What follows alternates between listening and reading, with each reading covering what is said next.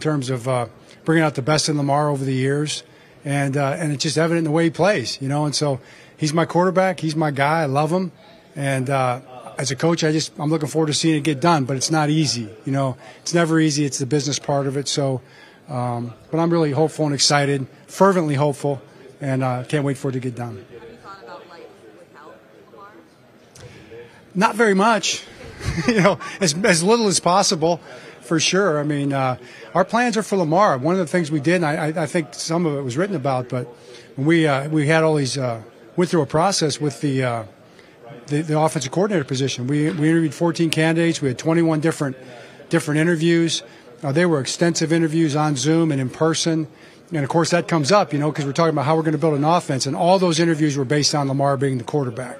Lamar's the quarterback. How are we going to build the offense? So that's the direction that we're planning for. Hey, John, to that end, there's a report that Lamar didn't have any input, per se, into your selection as an offensive coordinator. What's your take on whether or not he should? Yeah. Well, I mean, that's not black and white. You know what I mean? What does that mean exactly? I've heard different words about it. Lamar and I had a great conversation after the season about every aspect of our offense. Lamar is, I mean, it matters to him. He wants to be involved in the wide receivers. He wants to be involved in the offensive line. He wants to be involved in the scheme. He wants to be a part of the best offense in football. There's no doubt about it. So we talked extensively the week after the season, that Wednesday or Thursday or whenever it was. And after that, it was all by text, back and forth. It's a fast-moving process, as you know. There's no way any one person besides the coach, me doing the interviews. I'm the only one that can be fully involved in every interview and do all the interviews. You're not going to have anybody involved with everything, and certainly not a player who's preparing to play football. But you do the best you can with that. I did the best I could with that. I think we all did. People like Anthony Weaver, who led the committee, was amazing in the whole process, and everybody involved in the organization, the candidates that were involved. I learned a lot, and I'm really confident in the outcome. I think it's been said, it's been written, wisdom is in the results. And I'm pretty fired up about the results of that search.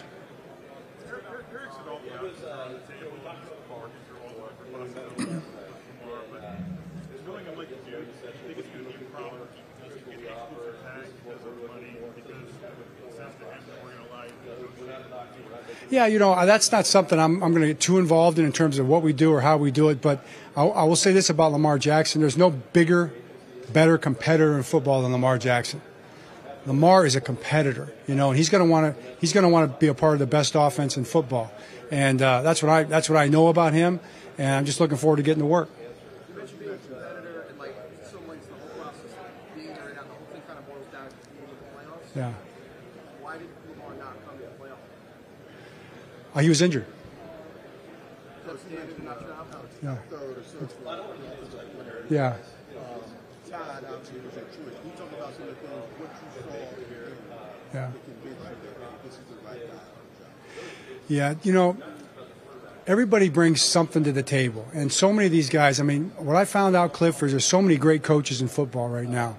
And that's kind of like get you fired up. I'm a career professional football coach. And so that got me fired up. But Todd was unique for us.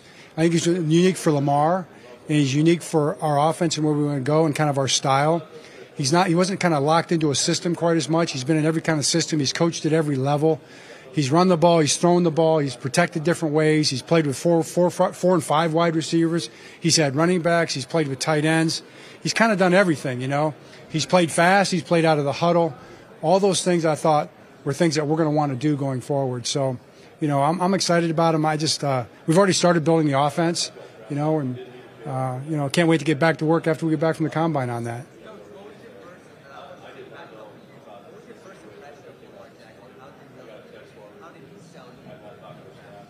Oh, way back when?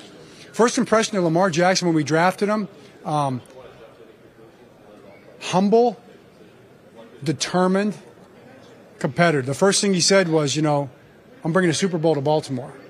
And I'm a believer, man. I believe that's going to happen. Kind of getting back to your question, things are tough, man. It's a tough league. It's tough to win every game. I'm just talking to the guys, my good friends in Philly. My good friends in Kansas City won the Super Bowl, right? My good friends in Philly lost the Super Bowl. My good friends in Philly, you'd think they didn't win a game this year right now. That's how they feel. That's how it kind of works. And that's how we felt. That's how we felt after our Cincinnati game, you know. And but everybody does their best. Nobody does more than Lamar. I mean, I promise you, to your other question back there, I didn't mean to skip over it, but if he could have played just like all of our players, he would have played. There's no question in my mind about that.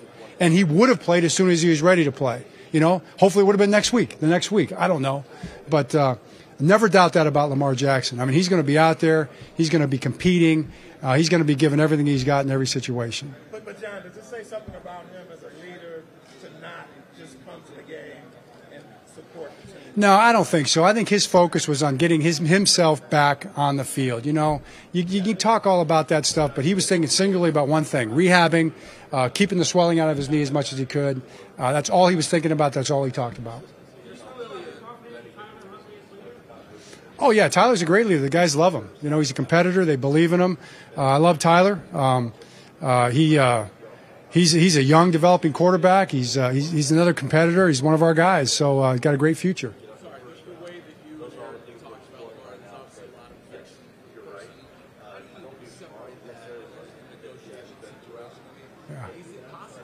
Yeah.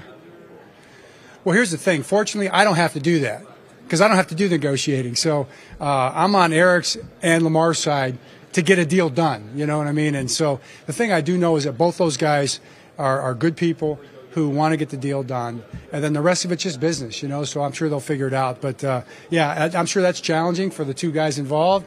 But I'm out of that.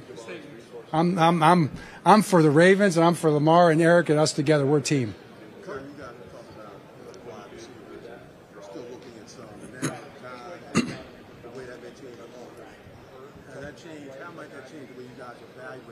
Yeah. Well, you know, that's a great question, and I think that's still to be determined in terms of how we'll evaluate our wide receivers. I know Todd will have a big part of that in terms of, you know, what he wants to do offensively. I'm excited about Rashad Bateman. I mean, let's not forget, we drafted Rashad 3 years ago, and, you know, Rashad's had a couple nicks the last couple of years, but I'm telling you, he's a supremely talented, supremely determined football player, and he's chomping at the bit to get back here and go. I've been texting him. You know, guys like to text. Been texting him. I did talk to Isaiah Likely on the phone. We actually talked on the phone. That was a breakthrough in, you know, player-coach relationships in the 2020s. But no, he's ready to roll. What about cornerbacks there? Should he send you some guys too? Cornerbacks? Yeah, it's funny you say that. Yeah, I said I've been watching those guys on tape in between interview sessions. So I've probably seen, in my opinion, 10 cornerbacks that could go in the first 2 rounds. It's loaded. And they're all great players. They're all potential starters, first-year starters. It's a great crew. Coach, what are some of the nuances that make any offensive coordinator transition difficult or challenging? And how do you think Todd is kind of approaching that challenge? Well, the good thing about Todd with that challenge is he's been there before in a couple of different situations, so he's experienced with that. He's not a first-time coordinator. He's not a first-time new coordinator changing jobs. He's done it in the NFL. He's done it in college. He's done it both ways. So I'm not too worried about it. I think when you talk to him, you get a feel he's pretty secure in what how he looks at things. So he'll be fine. So, Coach, I mean, you know, you've obviously watched a lot of film over the years. When you're watching these prospects, how quickly does it take for you to kind of understand, all right, like this guy's a guy, or like, you know, it's a good question. How quickly does it take to determine a guy? You got to be careful not to do it too quickly, because you can definitely make up your mind. Then you get like a little bias, you know, to your first opinion. And you don't want to do that, because sometimes the more tape you watch, it can definitely sway what you think. So you usually know pretty quickly, but you got to watch it all. It's a good question. Tampa Bay? Dave was a guy that we didn't know anything about. Talked to Coach Carroll about David, and Coach Carroll really just gave a great recommendation in terms of who he was. And I would say it was all that Coach Carroll said and more. He's a great guy. He's a very likable guy, a good family man, a strong faith person. But, man, his command of the offense, not just the offense they ran in Seattle, but the new one that they've run for the last 10 years, and then his ability to deal with quarterbacks, I just thought was off the charts. So he's going to do a good job. You're saying, the nitty-gritty is not your job, that's Eric's job. But did you think it could be a little complicated with Lamar? Were you preparing yourself for that? And did you, when the Deshaun Watson deal happened with the Browns, did you think, okay, maybe that affects us? Yeah, I probably didn't as much. I wasn't thinking so much about those ramifications. I just felt like and put my trust in the fact that, we want Lamar and Lamar wants to be a Raven. And in the end, that's going to work itself out in my mind, and then you just let Providence do its work. You let Providence do its good work. And I trust in that. So whatever Providence ends up determining in the end, I'm going to be all for, and I think it's going to be what's best for everybody. But I've always been confident that we're going to have, it's going to get worked out, and I still believe that.